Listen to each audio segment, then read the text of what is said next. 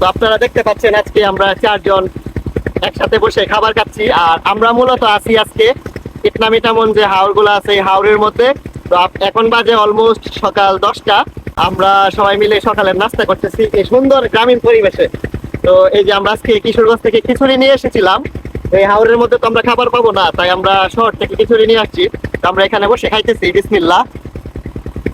তো কেমন লাগতেছে তোমাদের কাছে? ভালো লাগতেছে ভাই। তো পিছনে দেখতে পাচ্ছেন এই যে সেলো মেশিন চলতেছে।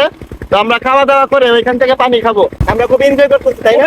খুব এনজয় ভাই, অনেক ভালো লাগলো আজকে খাওয়ার আর আয়োজনটা। খিচুড়িটা অনেক মজার, খুব ভালো লাগতেছে খাবারটা। দুপুরের খাবারও কিন্তু আমরা এই নেচারে বসে খাবো। অনেক বছর পরে এই আয়োজন। বলো ভাই, ভাই কেমন লাগতেছে ভাইয়া? অনেক ভালো আলহামদুলিল্লাহ।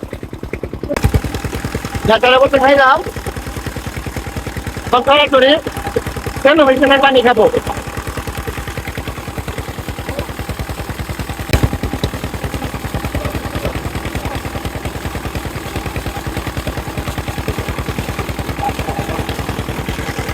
আলহামদুলিল্লাহ, অসাধারণ একটা অনুভূতি।